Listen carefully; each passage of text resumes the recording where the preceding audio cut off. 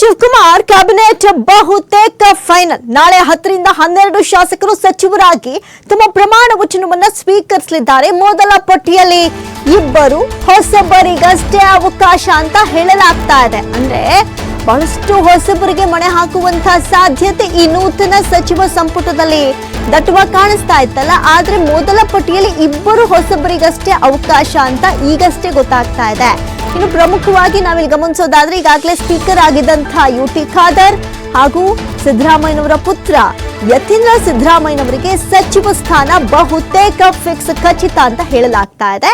ಇನ್ನು doctor G Parameshwar, M B Patil, Ramalinga Reddy, Priyank Kharge, Krishna Byregowda ಆಯ್ಕೆ ಅಂತಿಮ ಅಂತ ಹೇಳಲಾಗ್ತಾ ಇದೆ. ಇವಿಷ್ಟು ಮೊದಲ ಹಂತದ ಪಟ್ಟಿಯಲ್ಲಿ ಇವರ ಹೆಸರುಗಳು ಇದೆ ಅನ್ನುವಂತಹ ಸಾಧ್ಯತೆಗಳು ಜಾಸ್ತಿ ಇದೆ. ಅದರಲ್ಲೂ ಕೂಡ ಪ್ರಮುಖವಾಗಿ ನಾವಿಲ್ಲಿ ಅಂದಾಜಿಸಲಾಗ್ತಾ ಇದ್ದಂತೆ ಯುಟಿ ಖಾದರ್ ಅವರು ಕೂಡ ಈಗಾಗಲೇ ಔತಣಕೂಟದ ವಿಚಾರದಿಂದ ಹಿಡಿದು ಬಹುತೇಕ ಇನ್ನೂ ಸ್ಪೀಕರ್ ಆಗಿ ಮುಂದುವರಿಯೋದಕ್ಕೆ ಆಸಕ್ತಿಯನ್ನ ತೋರ್ಲಿಲ್ಲ, ಒಲವನ್ನ ಇಟ್ಕೊಂಡಿರ್ಲಿಲ್ಲ. ಹಾಗಾಗಿ ಸಂಪುಟ ಸೇರುವಂತಹ ನಿರೀಕ್ಷೆಯಲ್ಲಿದ್ರು. ಅಂತೆಯೇ ಇಲ್ಲಿ ಯುಟಿ ಖಾದರ್ ಅವರು ಒಂದು ಪ್ರಬಲ ಖಾತೆಯ ಅಡಿಯಲ್ಲಿ ಬಹುಶಃ ಸಚಿವ ಸಂಪುಟದ ಸ್ಥಾನವನ್ನ ಗಿಟ್ಟಿಸಿಕೊಳ್ಳುವಂತಹ ಎಲ್ಲಾ ಸಾಧ್ಯತೆಗಳು ಕಾಣಿಸ್ತಾ ಇದೆ. ಅದರಲ್ಲೂ ಕೂಡ ಡಿ.ಕೆ. ಶಿವಕುಮಾರ್ ಅವರ ನೂತನ ಸಚಿವ ಸಂಪುಟದ ಆಯ್ಕೆಯ ಕಸರತ್ತೇನಿತ್ತು, ಇದು ದೊಡ್ಡ ಕಸರತ್ತೇ ಆಗಿತ್ತು. ಒಂದ್ ಕಡೆ ಒಂದಷ್ಟು ಲೀಸ್ಟ್ ಸಿದ್ದರಾಮಯ್ಯನವರ ಬಳಿ, ಒಂದಷ್ಟು ಲೀಸ್ಟ್ ಡಿ.ಕೆ.ಶಿ ಬಳಿ, ಇನ್ನೊಂದಷ್ಟು ಲೀಸ್ಟ್ ಖರ್ಗೆ ಅವರ ಬಳಿ ಇತ್ತು. ಸದ್ಯಕ್ಕೆ ಗೊತ್ತಾಗ್ತಾ ಇದೆ ಈ ಅಪ್ಡೇಟ್ಸ್. ಇನ್ನು 12 ಶಾಸಕರಲ್ಲಿ 7 ಮಂದಿಗೆ ಸಚಿವ ಸ್ಥಾನ ಫೈನಲ್. 5 ಆಯ್ಕೆ ಬಗ್ಗೆ ಇನ್ನು ಮುಂದುವರಿದ ಚರ್ಚೆ.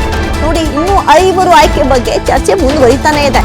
ಅಷ್ಟು ಸುಲಭವಾಗಿ ಡಿಸಿಷನ್ ತಗೊಳ್ತಾ ಇಲ್ಲ. ಅಳದು ತೂಗಿ ಪ್ರತಿಯೊಂದು ವಿಚಾರವನ್ನ ಕೂಡ ಮಾಹಿತಿಗಳನ್ನ ಕಲೆ ಹಾಕಿ ಎಲ್ಲರ ಒಪಿನಿಯನ್ಗಳನ್ನ ತೆಗೆದುಕೊಂಡು ಡಿಸಿಷನ್ ತೆಗೆದುಕೊಳ್ಳಲಾಗ್ತಾ ಇದೆ.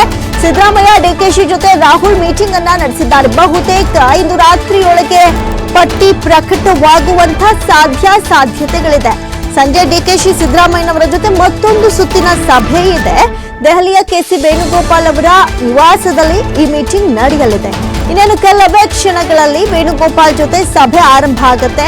ಇವ್ರು ಕೊಡುವಂತಹ ಪಟ್ಟಿ ಜೊತೆಗೆ ಅವ್ರಿಗಿರುವಂತಹ ವರ್ಚಸ್ಸು, ಆ ಕ್ಷೇತ್ರ, ಸಮುದಾಯ, ಜಿಲ್ಲಾವಾರು ಎಲ್ಲವನ್ನ ಪರಿಗಣನೆಗೆ ತೆಗೆದುಕೊಂಡೇ ಸಚಿವ ಸ್ಥಾನವನ್ನ ಯಾರಿಗೆ ಕೊಡಬೇಕು, ಯಾರಿಗೆ ಮಣೆ ಹಾಕಬೇಕು ಅನ್ನುವಂತಹ ಡಿಸಿಷನ್ಗಳು ನಡೀತಾ ಇದೆ. ಯಾಕಂತ ಹೇಳಿದ್ರೆ ಇನ್ನು ಉಳಿದಿರೋದು 2 ವರ್ಷ.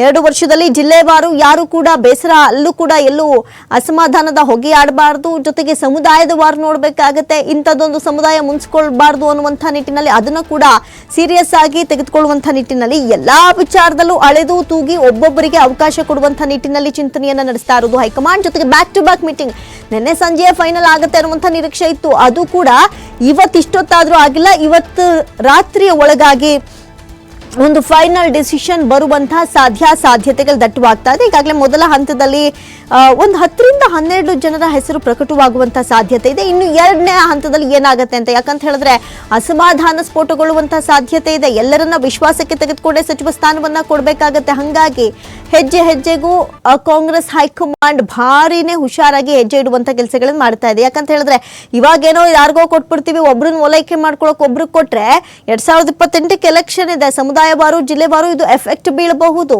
ಹಾಗಾಗಿ ಬಹಳಷ್ಟು ಚಿಂತನೆಯನ್ನ ನಡೆಸಿನೇ ಸಂಪುಟ ಸಚಿವದ ಒಂದು ಸ್ಥಾನವನ್ನ ಕೊಡಲಾಗ್ತಾ ಇದೆ.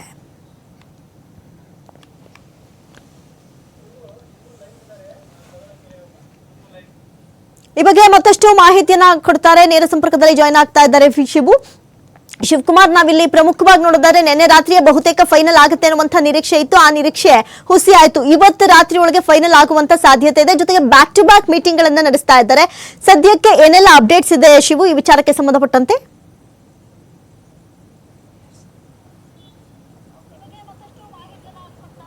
ನೂತನ ಸಂಪುಟ ರಚನೆಗೆ ಸಂಬಂಧಪಟ್ಟಂತೆ ದೆಹಲಿಯಲ್ಲಿ ಸರಣಿ ಸಭೆಗಳು ನಡೀತಾ ಇದೆ. ಮಧ್ಯಾಹ್ನ ಎಐಸಿಸಿ ಅಧ್ಯಕ್ಷ ಮಲ್ಲಿಕಾರ್ಜುನ್ ಖರ್ಗೆ, ವೇಣುಗೋಪಾಲ್ ಅವರ ಜೊತೆ ಸಭೆಯನ್ನ ಮಾಡಲಾಗುತ್ತೆ. ಆ ಸಭೆಯಲ್ಲಿ ಯಾವುದೇ ಫೈನಲ್ ನಿರ್ಧಾರವನ್ನ ತೆಗೆದುಕೊಳ್ಳೋದಿಲ್ಲ. ಯಾಕೆಂದ್ರೆ ಗೊಂದಲಗಳು ಹೆಚ್ಚಾಗುತ್ತೆ. ಹಾಗಾಗಿ ಅದನ್ನ ಮುಂದಕ್ಕೆ ಹಾಕಲಾಗತ್ತೆ. ತದನಂತರದಲ್ಲಿ ರಾಹುಲ್ ಗಾಂಧಿ ಅವರು ಸಿದ್ದರಾಮಯ್ಯ ಹಾಗೆ ಡಿ.ಕೆ. ಶಿವಕುಮಾರ್ ಅವರ ಜೊತೆ ಪ್ರತ್ಯೇಕವಾಗಿ 1-to-1 ಸಭೆಯನ್ನು ನಡೆಸ್ತಾರೆ. ಆ ಸಭೆಯ ಸಂದರ್ಭದಲ್ಲಿ ಸಾಕಷ್ಟು ಇಬ್ಬರ ಅಭಿಪ್ರಾಯಗಳನ್ನ ಪಡ್ಕೊಳ್ತಾರೆ. ಅಂತಿಮವಾಗಿ ಈಗ 7 ಜನರ ಒಂದು ಪಟ್ಟಿಯನ್ನ ಫೈನಲ್ ಮಾಡಲಾಗಿದೆ. ಅದರಲ್ಲಿ ಇಬ್ಬರು ಹೊಸಬರಿಗೆ ಅವಕಾಶವನ್ನು ಮಾಡಿಕೊಡುವಂತ ನಿರ್ಧಾರವನ್ನು ಕೂಡ ತೆಗೆದುಕೊಳ್ಳಲಾಗಿದೆ ಅನ್ನುವಂಥ ಮಾಹಿತಿ ಬರ್ತಾ ಇದೆ. ಒಂದು ಕಡೆ UT ಖಾದರ್ ಅವರು ಸ್ಪೀಕರ್ ಸ್ಥಾನವನ್ನ ತ್ಯಜಿಸಿ ಈಗ ಸಂಪುಟ ಸೇರೋದು ಫಿಕ್ಸ್ ಆಗಿದೆ. UT ಖಾದರ್ ಅವರ ಹೆಸರನ್ನ ಫೈನಲ್ ಮಾಡಲಾಗಿದೆ. ಹಾಗೆ ಯತೀಂದ್ರ ಸಿದ್ದರಾಮಯ್ಯ ಅವರ ಹೆಸರನ್ನು ಕೂಡ ಫೈನಲ್ ಮಾಡಲಾಗಿದೆ. ಉಳಿದಂತೆ ಹಿಂದೆ ಸಿದ್ದರಾಮಯ್ಯನವರ ಸಂಪುಟದಲ್ಲಿ ಇದ್ದಂತಹ ರಾಮಲಿಂಗಾರೆಡ್ಡಿ, ಪ್ರಿಯಾಂಕ್ ಖರ್ಗೆ, ಹಾಗೆ MB ಪಾಟೀಲ್, ಪರಮೇಶ್ವರ್ ಮತ್ತೆ ಕೃಷ್ಣ ಬೈರೇಗೌಡರ ಹೆಸರುಗಳನ್ನು ಕೂಡ ಫೈನಲ್ ಮಾಡಲಾಗಿದೆ. ಸತೀಶ್ ಜಾರಕಿಹೊಳಿ ಅವರ ಹೆಸರು ಕೂಡ ಈಗ ಫೈನಲ್ ಆಗಿದೆ ಅನ್ನುವಂತ ಪಟ್ಟಿ ಈಗ ಸಿಗ್ತಾ ಇದೆ. ಸೊ ಒಟ್ಟು 11 ಮಂದಿಯ ಪಟ್ಟಿಯನ್ನ ಈಗ ಅಧಿಕೃತವಾಗಿ ಫೈನಲ್ ಮಾಡಲಾಗಿದೆ ಅನ್ನುವಂತ ಮಾಹಿತಿಗಳು ಈಗಷ್ಟೇ ಹೊರಗಡೆ ಬಂದಿದೆ. ಜಮೀರ್ ಅವರ ಪರವಾಗಿ ಸಾಕಷ್ಟು ಚರ್ಚೆಗಳಾಗಿದೆ. ಕೊನೆಗೆ ರಾಹುಲ್ ಗಾಂಧಿ ಅವರು ಅದನ್ನ ಒಪ್ಪಿಲ್ಲ ಅನ್ನುವಂತ ಮಾಹಿತಿಗಳು ಕೂಡ ಈಗ ಲಭ್ಯ ಆಗ್ತಾ ಇದೆ. ಏನ್ ಖರ್ಗೆ ಅವರ ನಿವಾಸದಲ್ಲಿ ರಾಹುಲ್ ಗಾಂಧಿ, ಸಿದ್ದರಾಮಯ್ಯ ಹಾಗೆ DK ಶಿವಕುಮಾರ್ ಅವರು ಚರ್ಚೆಯನ್ನ ಮಾಡಿದ್ರು. ಆ ಸಂದರ್ಭದಲ್ಲಿ ಜಮೀರ್ ಅವರ ಹೆಸರು ಕೂಡ ಮುಂಚೂಣಿಗೆ ಬರುತ್ತೆ. ಜಮೀರ್ ಅವರ ಹೆಸರನ್ನ ಸೆಲೆಕ್ಟ್ ಮಾಡಬೇಕು ಅನ್ನುವಂತ ಒತ್ತಾಯಗಳು ಕೂಡ ಬರುತ್ತೆ. ಸಿದ್ದರಾಮಯ್ಯ ಅವರು ಕೂಡ ಎಲ್ಲೋ ಒಂದು ಕಡೆ ಹಿಂದಕ್ಕೆ ಸರಿದಿದ್ದಾರೆ ಅನ್ನುವಂತ ಮಾಹಿತಿಗಳಿದೆ ಜಮೀರ್ ಅವರ ವಿಚಾರದಲ್ಲಿ. ಆ ಕಡೆ DK ಶಿವಕುಮಾರ್ ಅವರು ಕೂಡ ಅದನ್ನು ಒಪ್ಕೊಂಡಿಲ್ಲ.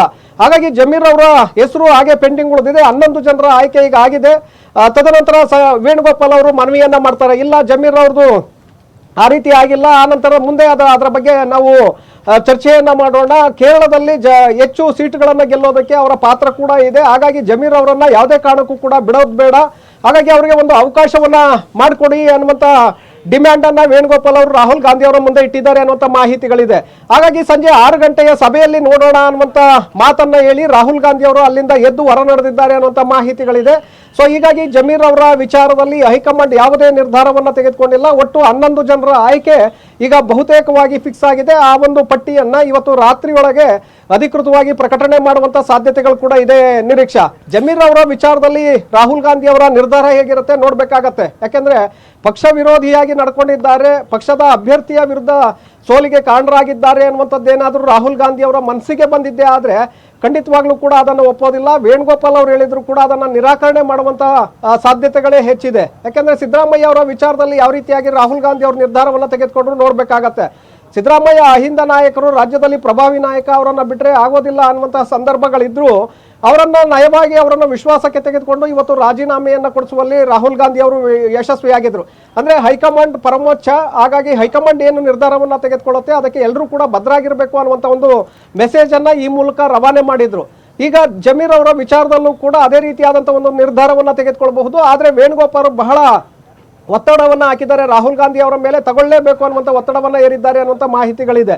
ಸೊ ಹಾಗಾಗಿ ಸಂಜೆ 6 ಗಂಟೆಗೆ ನಡೆಯುವಂತಹ ಸಭೆಯಲ್ಲಿ ಇದರ ಬಗ್ಗೆ ಮತ್ತೊಮ್ಮೆ ಚರ್ಚೆಯನ್ನ ಮಾಡಿ ಜಮೀರ್ ಅವರಿಗೆ ಅವಕಾಶ ಮಾಡಿಕೊಡ್ಬೇಕಾ ಅಥವಾ ಹೇಗೆ ಅನ್ನುವಂಥ ನಿರ್ಧಾರವನ್ನ ರಾಹುಲ್ ಗಾಂಧಿ ಅವರು ತೆಗೆದುಕೊಳ್ಳಲಿದ್ದಾರೆ. ಹಾಗಾಗಿ ಜಮೀರ್ ಅವರು ಈ ಸದ್ಯಕ್ಕೂ ಕೂಡ ಸದ್ಯಕ್ಕೆ ಅವರು ಹೊರಗಡೆ ಉಳಿದಿರುವಂಥದ್ದು ಈಗ ಸಿಗ್ತಾ ಇರುವಂಥ ಮಾಹಿತಿ ನಿರೀಕ್ಷಾ. ಥ್ಯಾಂಕ್ ಯು ಶಿವಕುಮಾರ್ ತಮ್ಮೆಲ್ಲ ಮಾಹಿತಿಗಾಗಿ.